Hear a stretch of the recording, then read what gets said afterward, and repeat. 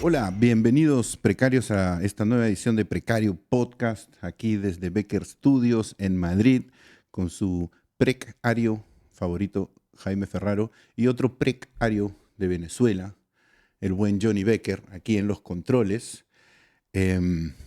Hoy día, bueno, primero eso, like y suscríbanse, porque ahí yo los veo viendo el podcast, pero todavía no veo que estén suscribiéndose más al canal. Supongo que ustedes, fieles seguidores, ya están suscritos.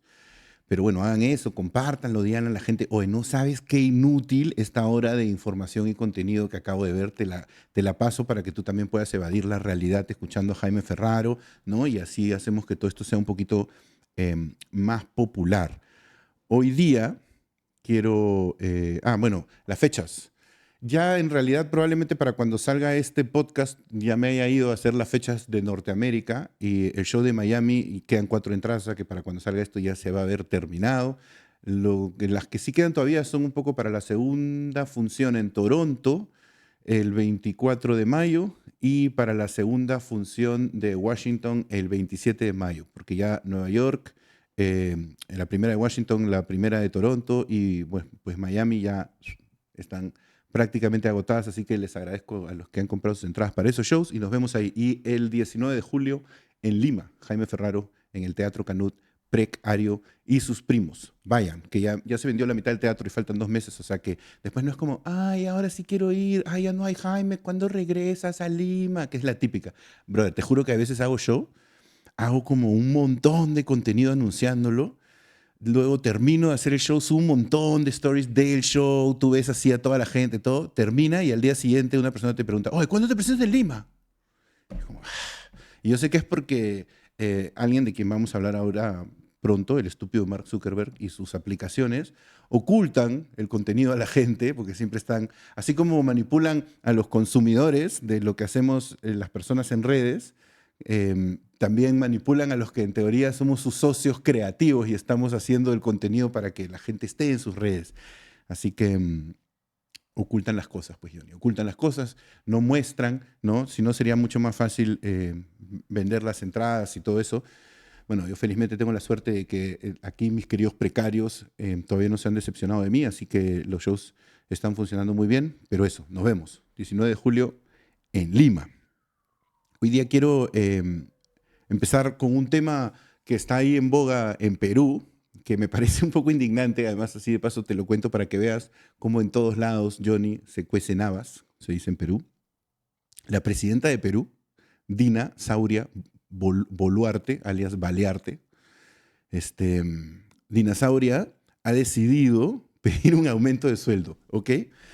Ojo, siempre creo que un presidente latinoamericano pidiendo un aumento de sueldo es ya una transgresión porque nunca tienen una aprobación alta y siempre creo que se ve mal, ¿no? Sobre todo además con todo lo que picotean.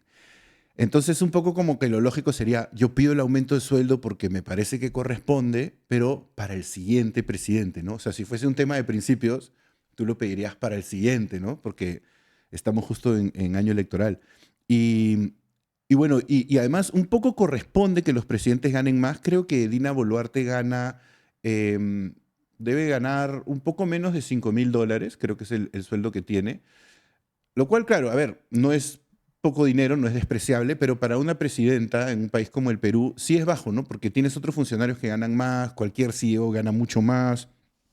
Entonces, desde esa perspectiva, puede parecer justo, ¿no? Y además, dándole un poco de contexto a en qué momento se bajó el sueldo de presidentes en Perú, esto fue porque cuando cayó el gobierno de Fujimori, a ver si la gente me corregirá, pero yo lo recuerdo así. Cuando cayó el gobierno de Fujimori, Fujimori, que era el máximo picotero ladrón, no sé si el máximo, pero uno de los máximos del Perú, él decía que su sueldo era 2.000 soles, ¿ya? Lo cual hoy en día sería un equivalente a 500 euros. ¿Ok? O sea, él decía que ese era su sueldo, porque claro, le pagan todo, la gasolina, todo está cubierto, entonces no, 500 euros, ¿no? Mientras sus hijos todos estudiaban en Estados Unidos, ¿no?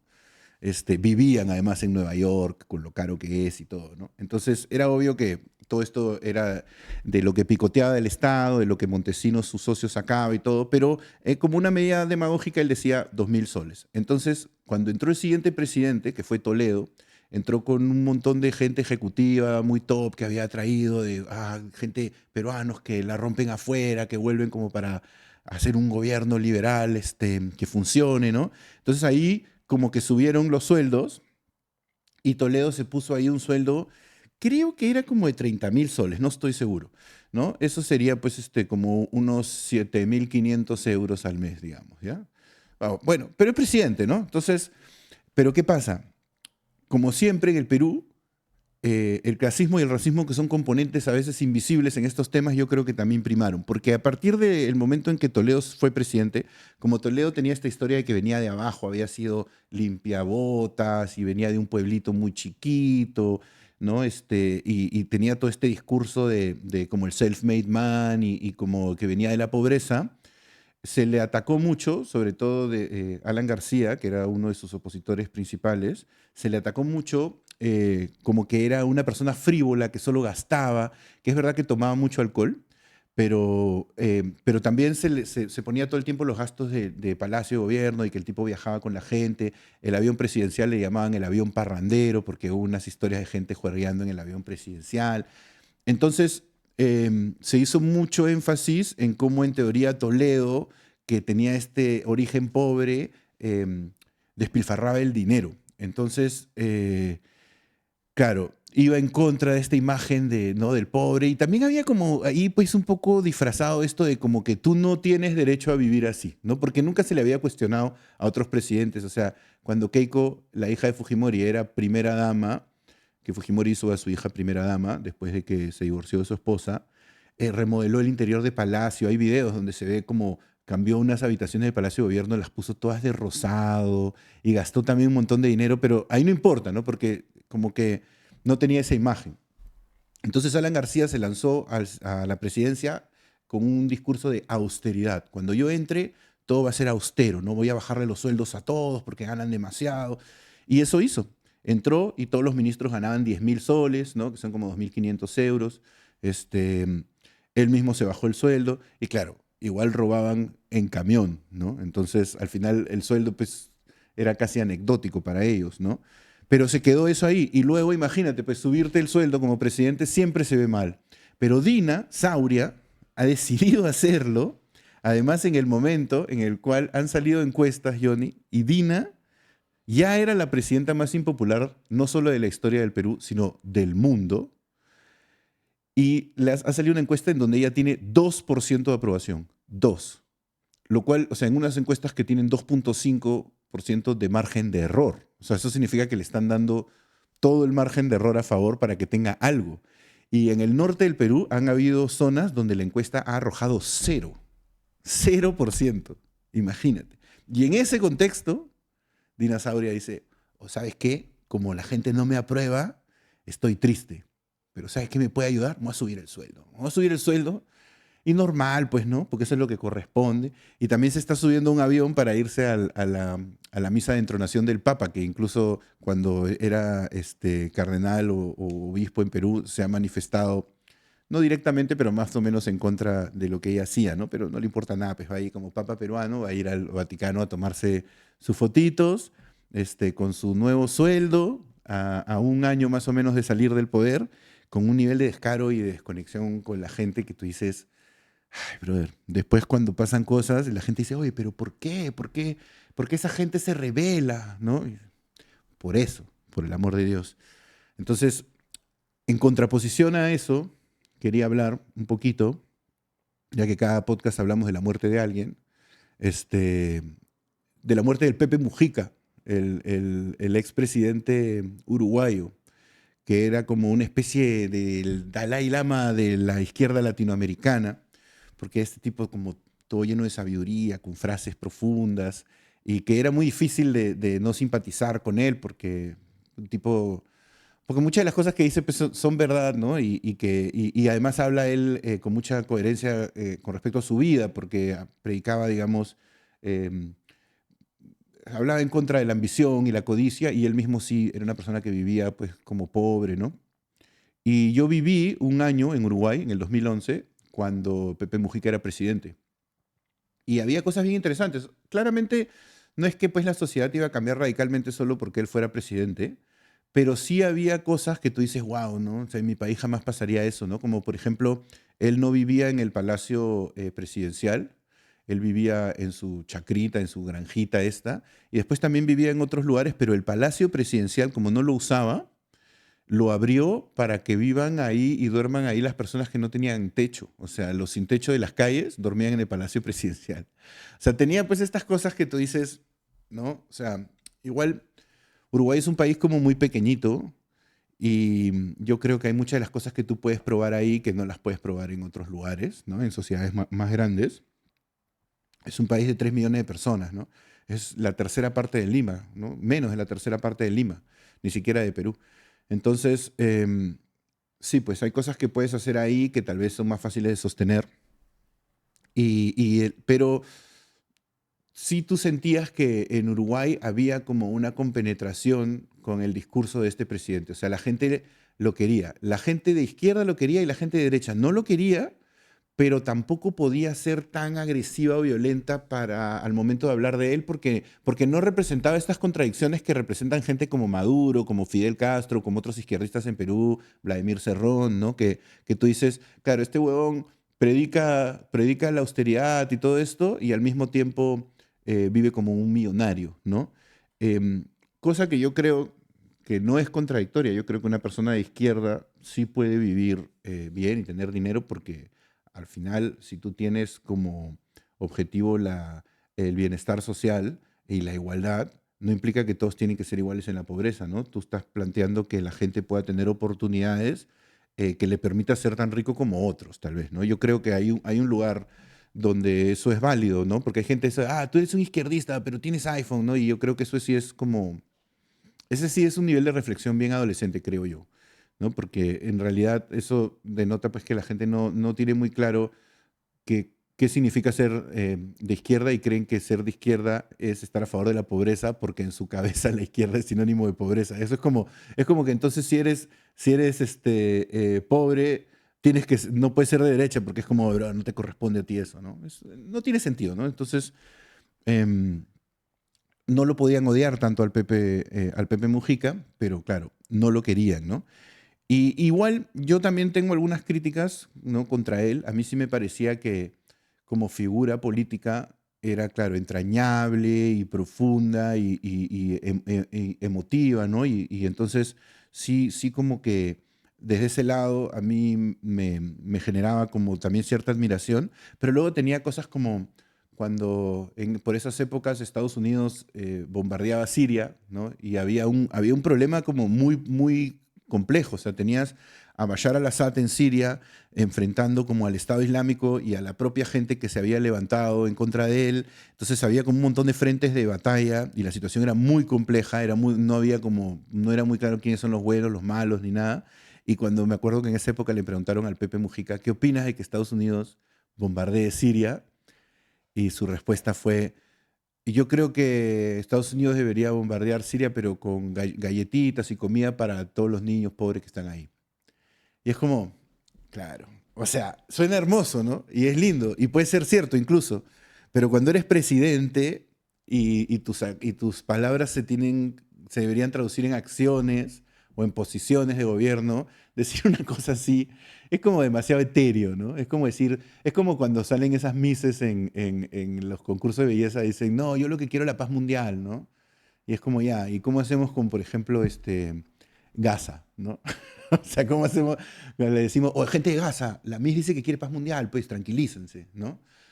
Es un poco así, ¿no? Entonces, yo sí creo que tal vez es porque ya los sistemas y todo está tan corrupto que alguien con ese nivel, con esa ideología y con ese nivel de idealización sobre la realidad ya no se puede traducir a lo tangible, ¿no? A la realidad real, valga la redundancia, ¿no? Entonces, yo sí creo, por ejemplo, que eso era algo criticable al Pepe Mujica. También me acuerdo cuando a Luis Suárez lo votaron del Mundial por morder a un brother, cuando ya había tenido una suspensión anterior por lo mismo.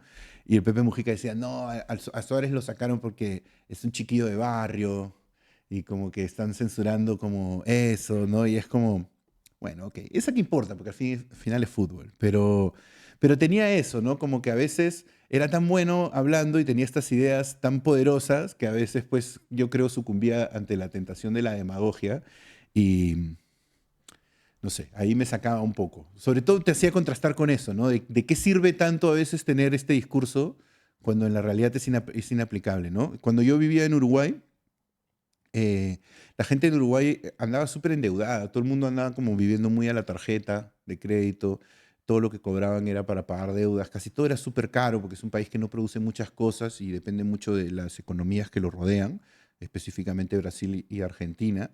Entonces, tú dices, claro, ¿qué medida tan grande puede tomar él ahí, ¿no? O sea, hizo lo de la legalización de la marihuana, lo cual, de puta madre. Cuando yo vivía ahí, igual ya podías fumar en la calle, era legal. Lo que no podías era comprar, ¿no? Podías plantar incluso, creo que podías tener unas plantitas en tu casa. Pero él ya lo legalizó del todo y había estos lugares que les llamaban el ANCAP, que son estos sitios donde tú vas y pagas tus recibos. Son como pequeñas entidades del Estado donde haces trámites y tal. Y ahí sacabas tu carnet y te podías como sacar ya tu licencia y te dan tu dispendio de marihuana, que no era mucho. Eso fue justo ya cuando yo me fui, ¿no? Lamentablemente no pude probar los efectos de tal legalización, este, pero tengo entendido que funcionaba bien. Entonces, no sé, Uruguay es un país muy especial, casi como ellos le llaman el paisito. Al mismo tiempo son como súper orgullosos de su país, súper, súper, súper orgullosos.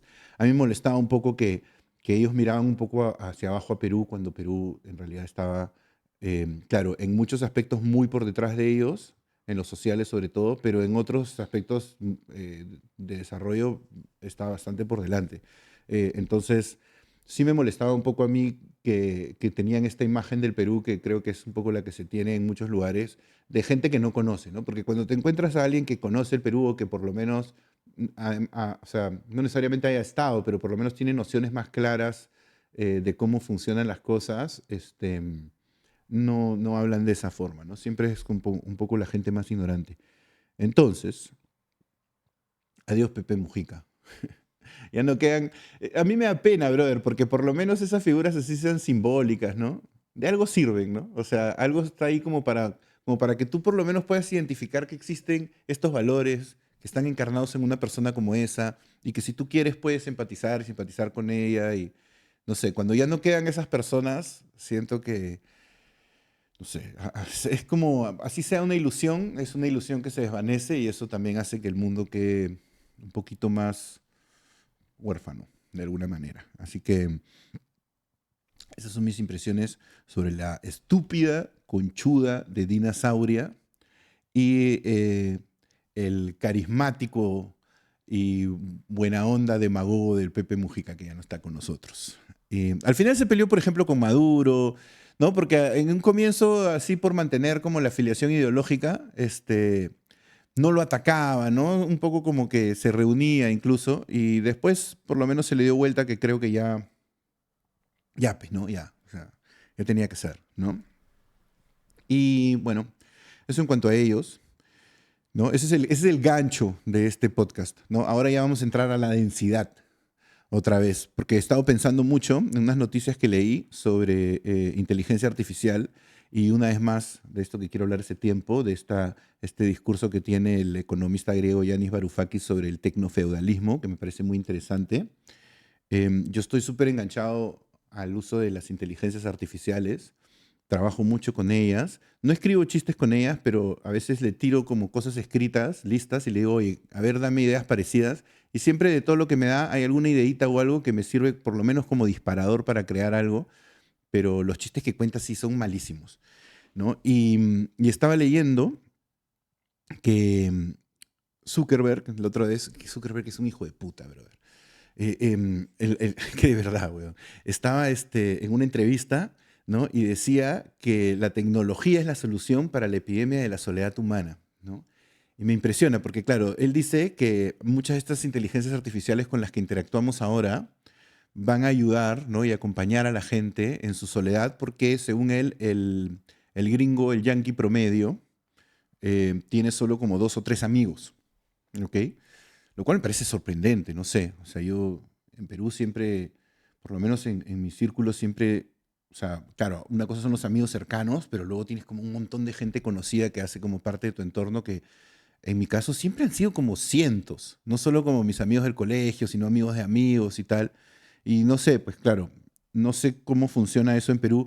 Me gustaría saber, la gente que está viendo el podcast, cómo ve ese tema de, tipo, ¿cuántos amigos tienen? O sea, si es que, no sé, si es que su Instagram o su Facebook fuese solamente como personas que conocen realmente, ¿no? Ni siquiera te tiene que caer súper bien, pero que los conoces de mucho tiempo, estuvieron en colegio contigo o paraban contigo en tu barrio, gente que pudieras considerar en el pasado amigos o en el futuro potenciales amigos. ¿Cuántos son, no? Porque yo siento que tal vez por mi entorno privilegiado era como, mira, aquí vas a ir al colegio, aquí vas a ir a la playa y todos estos blancos son como tus amigos, de alguna forma. No sé. Entonces, sí me gustaría conocer esa realidad un poquito más allá de mi sesgo, a ver qué dice la gente. Pongan ahí en los comentarios y lo atendemos. Esto me interesa de verdad, más incluso que las anécdotas que normalmente me cuentan. Pero me parece muy loco que Zuckerberg diga esto, ¿no? Y me parece que es una manipulación. Siento que a veces este huevón se adelanta como a las cosas que se le van a criticar con sus tecnologías, ¿no? Y dice como, y las rebrandea y les da como un discurso, Johnny, porque ponte cuando empezó a tratar de vender todo lo del metaverso, que ahora calladito porque fue un fracaso, ya ni siquiera se habla de eso, ¿no? El metaverso como que fue. Cuando él hablaba del metaverso decía, no, lo que pasa es que hoy en día y con la pandemia y tal, todo el rato estamos como hablando por Zoom y hay mucha telecomunicación y toda esa distancia y se está perdiendo como ese contacto humano, ¿no? Directo de poder mirar a la gente a los ojos. Por eso entonces yo voy a crear un metaverso donde todos vamos a ser unos putos avatares y nos vamos a mirar y vamos a estar cerca uno del otro y es como, eso no es estar cerca, pero él como que, claro, yo siento que le van a decir, oye, esto del metaverso es todo falso y él se adelanta y como que le da esta narrativa. Y siento que ahora está haciendo lo mismo, porque dice que, claro, la gente tiene pocos amigos y estas inteligencias artificiales te van a acompañar, ¿no? Y tú dices, puta, qué sad, brother, porque qué triste que, o sea, que sea como Hair la peli, ¿no? O sea, cuando tú ves la peli de esa de Spike Jonze, de Joaquín Phoenix, en la que Joaquín Phoenix se enamora de su sistema operativo. O sea, él es un tipo que socialmente está desprovisto de herramientas. O sea, no es alguien que tú digas, ah, mira qué chévere, es una persona que vive como todo muy bien y ahora se le suma esta inteligencia artificial, ¿no? No, es casi como un inválido social, una persona con muchas ansiedades y tal, y entonces que encuentra un refugio en este vínculo digital. Y eso me parece que es como claro, puede ser una solución en ese caso, pero que apuntemos a que la sociedad sea eso es como medio triste, ¿no? Porque no sé si te ha pasado, pero ponte, cuando yo le pongo a ChatGPT algún guión que escribo, le digo, mira, ChatGPT, este es un guión de sátira que estoy poniendo, que quiero ver, quiero que me tires unas ideas, ¿no? Lo pongo y ChatGPT te responde, increíble guión de sátira, está buenazo. Además usa expresiones que usa uno, está buenazo, te dice, ¿no? Y es como todo patero. Y patero decimos nosotros así como cuando te hace, ¿cómo decirlo? Como que trata de quedar bien contigo, ¿no? Y entonces, tipo, yo digo, ¿qué clase de... Eso no es una amistad, ¿no? O sea, yo con mis amigos más cercanos, precisamente, son los que son capaces de que si yo hago algo, decirme como, no, esto no está bueno, ¿no? Y yo los voy a escuchar porque sé que me lo están diciendo con honestidad, ¿no? Al contrario, otras personas con quienes tienes vínculos más superficiales siempre te van a decir como, estuvo increíble, estuvo maravilloso, ¿no? Y tú necesitas precisamente que la amistad no sea una constante celebración de quién tú eres. Creo yo que a quienes más critico yo en mi vida y quienes más me critican a mí son mis amigos cercanos. O sea, son gente que te conoce a profundidad, ¿no? Entonces, no sé, yo digo, tipo, que vamos a tener gente por ahí, así, imagínate, si hoy en día la gente sufre mucho de ansiedad, ¿qué va a pasar cuando construyan la mayoría de su identidad en base a un vínculo social con una máquina que no solo no es real, sino que te dice como todo el rato como, no sé, te celebra todo, ¿no? Siento que es como un amigo tóxico, ¿no? Eso que tú le dices como, no sé, tipo, mis padres me juzgan solo porque soy un drogadicto y les robo dinero y todo eso es como, son unos hijos de puta tus padres, ¿no? Es como ese amigo tóxico, creo que puede ser la inteligencia artificial, ¿no? Porque tú además siempre la puedes como manipular o sea, tú le das información y la IA va a responder en base a lo que tú le das. Entonces, no sé, me parece que este cabrón otra vez está haciendo eso, ¿no? Como diciendo, no, no, o sea, él te está vendiendo soledad como solución para la soledad, que es lo que se viene, ¿no? Entonces, nada, Zuckerberg de mierda. Esto no lo podemos clipear porque ahí lo ponemos en una de sus redes y se molesta. No, solo clip para YouTube tiene que ser este. No, fuck you, Zuckerberg. Y también leí, por ejemplo, que decía que Walmart está desarrollando también agentes de inteligencia artificial para ayudar a los clientes, ¿ya? Dice que la idea es adaptar su estrategia comercial en un futuro para que las compras online las realicen asistentes de inteligencia artificial que elegirán los productos según las preferencias del usuario. O sea, la misma hueá que ahora, ¿no? Porque cuando tú entras a Amazon y como que ya compraste una galleta de chocolate, te dice, oye, acá hay estas otras galletas de chocolate, ¿no?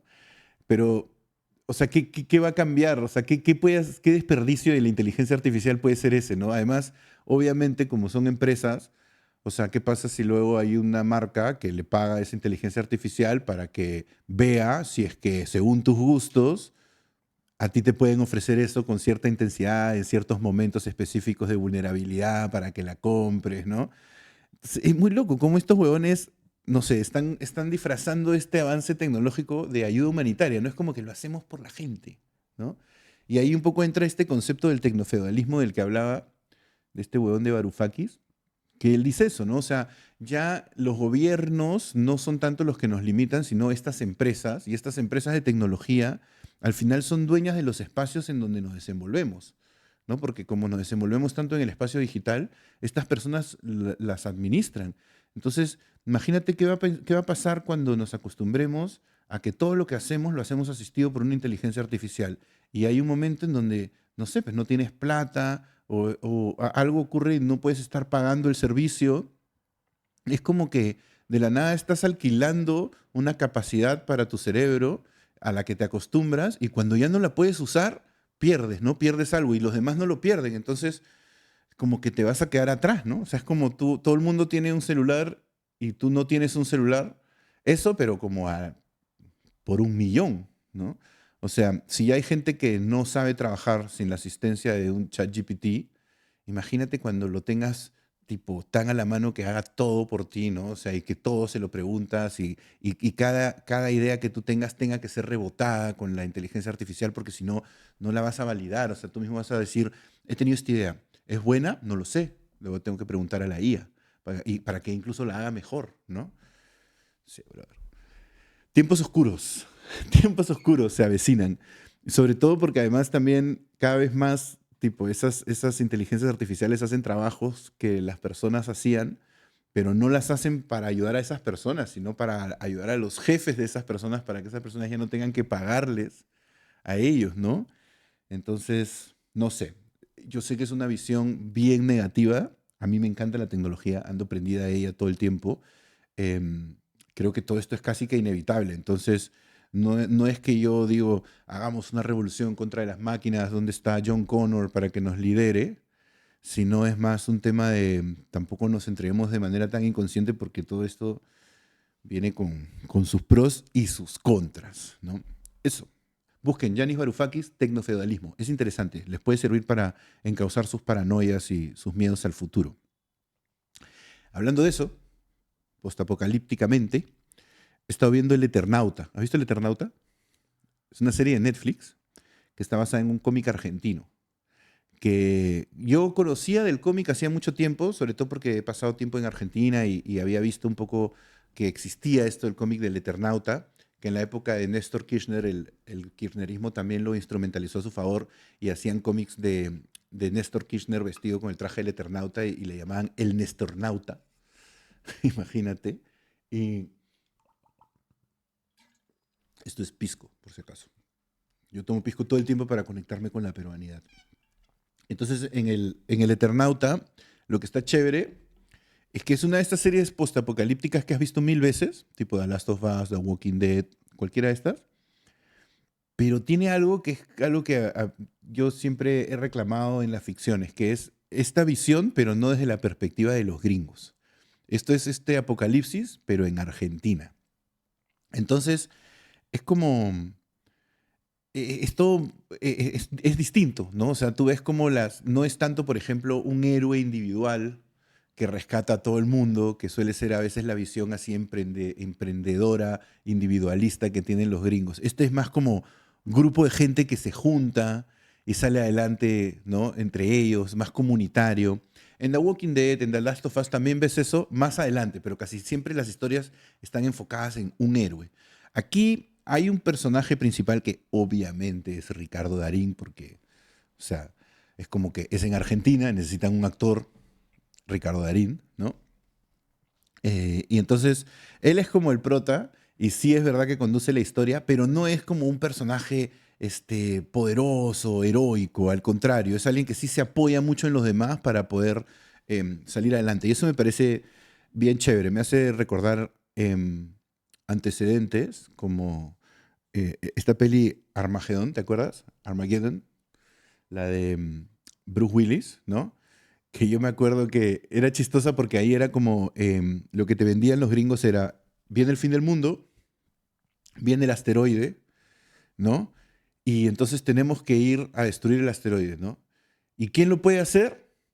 No un científico, no alguien como tipo, no, no, el hombre común norteamericano, ¿no? Un driller, además, alguien que no saca petróleo del mar, alguien que es como un tipo simple pero con conocimiento así práctico. Nada de caviaradas ni de intelectuales que vengan a decirnos con matemáticas cómo hacer esto. Lo que hacemos es vamos al asteroide y como no le podemos meter una patada en el culo, le metemos una bomba, ¿no?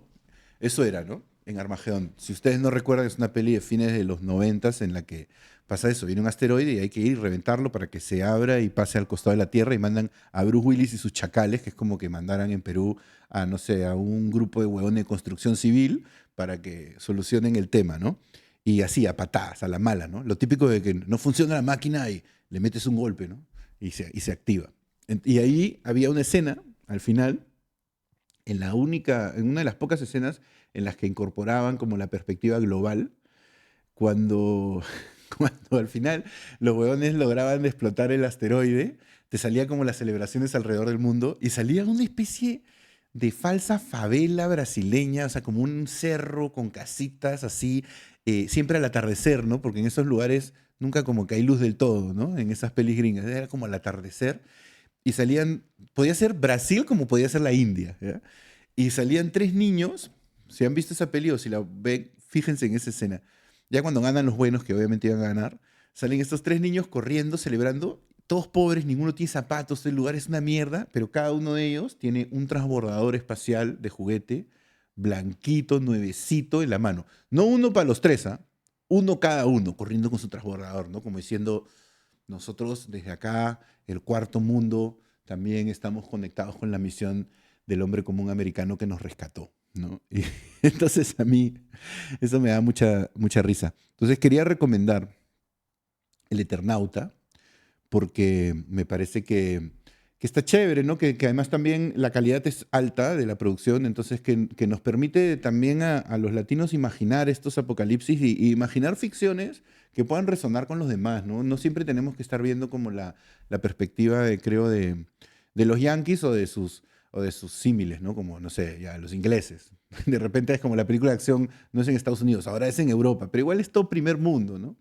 Entonces yo quisiera ver una persecución de autos, por ejemplo, así heavy, que se tope con el tráfico de Lima, ¿no? Que es como, no, huyan, dobla la esquina y es como, puta, toda la calle parada con una combi que se mete en contra, ¿no? Entonces el ladrón tendría que bajar y correr.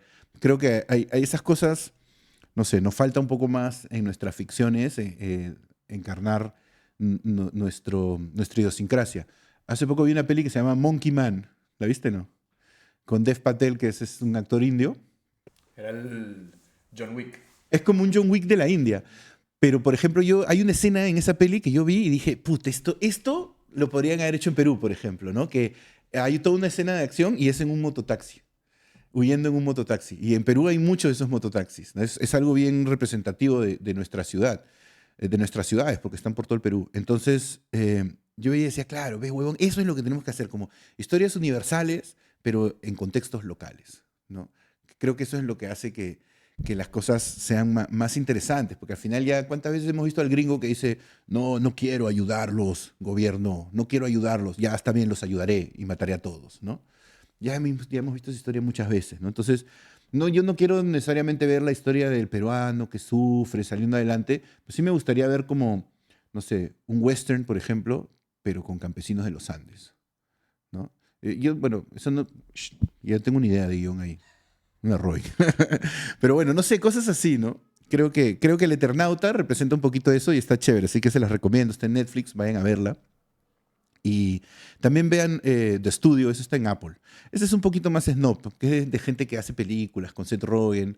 Y a mí me encanta porque me encanta ese mundo. Entonces ves como un poco todo lo que está detrás de los estudios y cómo se lidia con los actores y cuánto de superficialidad y de codicia hay a través o sea, en los procesos para hacer productos para el cine y que a veces la gente piensa como que, no, mira, este estudio está siendo inclusivo, ¿no? Por eso puso como a la sirenita negra, ¿no? Este estudio está, mira, cada vez están incluyendo más historias LGTB y es como, es por dinero, ¿verdad? Eso es solo por plata. Es el momento que ellos consideren que tú vas a comprar más eso, entonces van a hacer eso. No digo que esté mal, pero es por eso. No, no lo hacen de buenos, no lo hacen para cambiar el mundo, lo hacen porque el mundo está cambiando, ¿no? Entonces, eso. Vean El Eternauta y vean The Studio. Eso está en Apple TV. Que ya, es verdad que no mucha gente tiene Apple TV, pero bueno, eso. Y quiero recomendar mi libro una vez más para pasar a comentar algunas de las preguntas y cosas que me han dicho.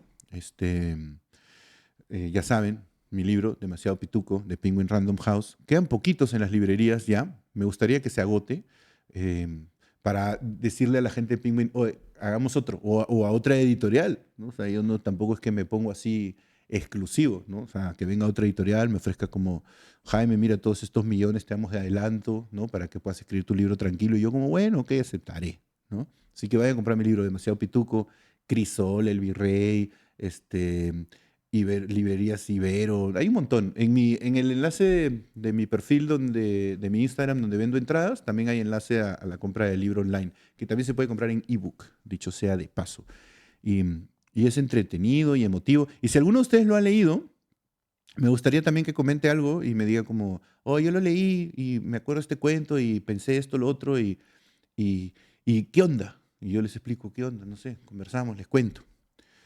Em, Eso, ¿no? Así que quiero pasar a algunas preguntas o comentarios que me han dejado en los podcasts anteriores, que ahora voy a empezar a clipearlos también para ponerlos en redes, cosa que puedan comentar también en los clips y podamos hacer de esto una dinámica más interactiva aún, ¿no? Aquí José Luis de El Carpio Redondo, Arredondo, 7094, me pregunta, Jaime, como descendiente de Huayna Cápac, ¿participarás en el Inti Raymi 2025 en Cusco? No, no, y nunca he ido, ¿sabes? Nunca he ido al Inti Raymi. El Inti Raymi, Johnny, es la fiesta del sol. Inti es el sol y Raymi es fiesta en el Perú, quechua. Ese es otro de mis idiomas natales. Como sabes que yo soy inca, tengo el quechua en mi ADN, ¿no? Entonces, sé eso, también sé que Urpi es paloma y después creo que ya no sé nada más. Pero no voy a participar, nunca he ido al Inti Raymi y me parece loquísimo cómo yo no conozco el origen de esa fiesta, pero es bien loco cómo esa fiesta como que se da en un montón de lugares del mundo al mismo tiempo, porque es el solsticio, creo, ¿no? Claro, allá es el de invierno, claro, y acá es el de verano, ¿no? Porque es el mismo día, creo, ¿no? Que la fiesta de San Juan en la selva, que es la fiesta de San Joan en Barcelona, que es como al Año Nuevo. No sé si alguna vez estaba en la fiesta de San Joan en Barcelona. Es Año Nuevo. Porque, bueno, Año Nuevo para nosotros, porque en Perú el Año Nuevo es como una super fiesta porque no solo cambia el año, sino que de alguna manera inaugura la temporada de verano, ¿no? Es como la primera gran fiesta del verano. Y la fiesta de San Joan en Barcelona ocupa el mismo lugar. Y el Inti Raymi, otra vez también la fiesta del sol, en Cusco es toda una ceremonia, va la gente así, hay como unos que se visten de incas, ¿no? Lo cual es apropiación cultural con respecto a mi cultura y mi familia, pero normal, no me voy a pelear. Este, y hacen toda esta celebración y va un montón de gente, se ve bien chévere. Una vez me acuerdo que filmaban tipo el público del Inti Raymi y estaba tipo Bill Gates y sentado mirando. Se lo pueden buscar, de hecho está ahí en YouTube.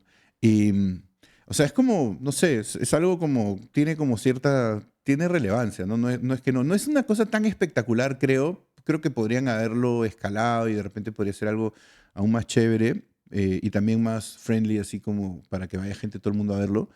Pero, pero sí es algo relevante y me encantaría ir algún día. Yo sé que esta pregunta es en joda porque yo soy descendiente de Huayna Cápac y mi papá inca, mi abuelo inca, pero no, nunca he ido. Algún día me gustaría ir, querido José Luis del Carpio Redondo 7094. ¿Tú has ido, más bien? ¿Tú irás? Hay otra persona acá que me pregunta si voy a ir a Montreal, porque es verdad que yo anuncié cuando empecé mi gira, o sea, cuando anuncié mi gira, anuncié un show en Montreal.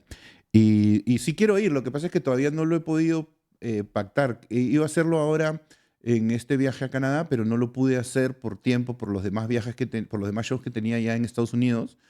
Pero yo quiero volver en la segunda mitad del año. Entonces, varios de los destinos que he puesto que voy a ir ya van a ser después del verano de acá, pues, porque acá en el verano hace mucho calor y entonces tengo que hacer ciertas cosas que es como vacacionar en ciertos lugares y además va a ser el cumpleaños de mi hija y todo eso y luego continuaré con mi gira en la segunda mitad del año en los destinos que he prometido ir. Todavía no cierro todos, pero créanme que estoy trabajando para eso y idealmente,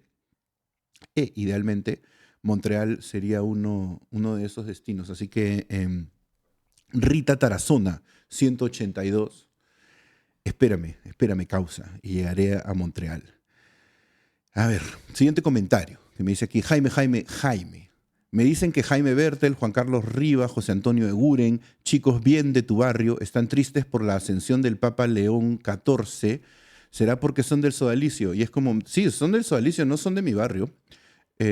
No sé si son san isidrinos, alguno de estos seguro, eh, pero, pero claro, pues se están ajustando. Si ese papa fue el que le cerró el sodalicio y ahora ellos que además son Bertel, creo que ya a él lo había sacado este papa, y bueno, pues son gente turbia. Ya he hablado de ellos en los podcasts anteriores. Vayan a verlos ahí y claro que están ajustando por ese papa y lo cual está bien, ¿no? Cuando esa gente o sea, si uno no quiere admirar al Papa por sí mismo, por lo menos se le puede admirar porque hay gente que es una mierda que no lo quiere, ¿no? Eso decía un periodista que se llama César Hildebrand la otra vez, que decía que el más grande, la más grande virtud del Papa Francisco era que la derecha lo odiaba. Entonces no puede ser malo. Obviamente es una frase con matices, pero creo que no le falta cierta razón. También aquí hay una persona que se llama Laika, que me dice, Jaime, deberías tener un debate del peruano loco por Alianza Lima sin victorias internacionales contra un peruano como fan del Real Madrid, ¿no? Como yo. Pero eso es una crueldad, Laika, eso es una crueldad. Primero porque además para tener un debate tendríamos que tener un tema en común y tú podrías pensar que esos dos equipos juegan fútbol, pero no, son deportes diferentes. O sea, lo que hace el Real Madrid y si quieren también, ok, el Barcelona, que ya acaba de salir campeón, incluso el Atlético de Madrid y tal. Mira, te diría que hasta el primero de la segunda división de España juega otro deporte que Alianza Lima. Alianza Lima tiene un récord interesantísimo en la Copa Libertadores, Johnny. Creo que es el único equipo que en dos ocasiones distintas ha ido a la Copa Libertadores, ha jugado la etapa de grupos y ha hecho 0 puntos. O sea, ha perdido todos los partidos de visita y todos los partidos de local. Dos veces. Cuando le ganó a Boca hace poco, porque le ganó a Boca en la Copa Libertadores, eh, los diarios ponían, Boca perdió contra el peor equipo de la historia de la Copa Libertadores. O sea, los jugadores tuvieron como su mejor resultado de la historia y desde fuera es visto como, a la mierda, perdieron contra el peor, ¿me entiendes? O sea, no pueden ni ponerse orgullosos de eso. Entonces, un debate así, imagínate, pues, o sea, Laika, no sé, ¿ese es tu nombre o es un homenaje a la perra que mandó la Unión Soviética al espacio? Me gustaría saber eso. Y la misma persona laica tiene otra pregunta que también la puse porque me pareció que podía ser interesante, que dice, esto es un poco a raíz, yo creo, de lo que comenté en el podcast pasado sobre Waldir Maque y Liz Padilla, que son estos personajes de los cuales yo comentaba que la gente no les gusta que progresen, porque les gusta que ocupen como este lugar de pobres para ellos poder sentirse bien cuando celebran, admiran o se sienten contentos por el éxito de una persona pobre, ¿no? Entonces dice, ¿por qué vemos a los humildes como honestos y transparentes? Y quiero partir precisamente de cómo has planteado la pregunta, porque es algo que me llamó la atención y no sé si, ah, por ejemplo, Johnny, a mí me da curiosidad si en Venezuela se hace lo mismo, que en Perú muchas veces humilde es sinónimo de pobre. Porque humilde en realidad, o sea, tú puedes ser rico y tener una actitud humilde, ¿no? Pero en Perú, o sea, porque mira, ya en tu misma pregunta estás representando ese sesgo, ¿no? Estás diciendo, tú te refieres a las personas pobres, entiendo yo, pero te estás refiriendo a ellas como humildes, ¿no? Y la humildad es una virtud, no es una condición socioeconómica. La pobreza sí. Entonces, claro, asumimos que la persona pobre de por sí ya es una persona como más íntegra, ¿no? Una víctima de la sociedad.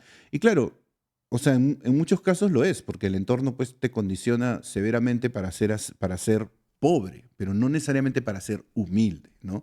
Hay mucha gente, además, recuerda que la pobreza tiene muchas escalas y puede ser relativa a otros, ¿no? O sea, tú puedes ser una persona que en tu barrio tenga cierto nivel de ingresos, lo cual te convierta en privilegiado con respecto a ese barrio, pero con respecto a otro barrio eres pobre, ¿no?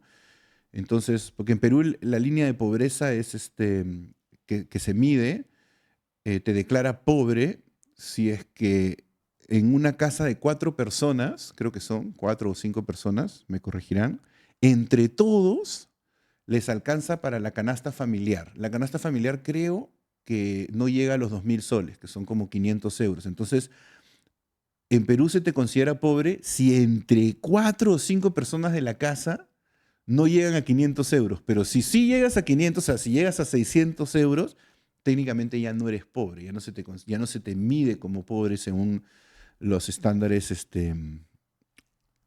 peruanos. Entonces, que no sé si vienen de fuera. ¿Perdón? Dejas de ser humilde, dejas de ser humilde. Imagínate, ¿no? Es como, es que ya tienes 100 euros más, pecado, o sea, ya no eres humilde, ya eres ya pituco, no sé.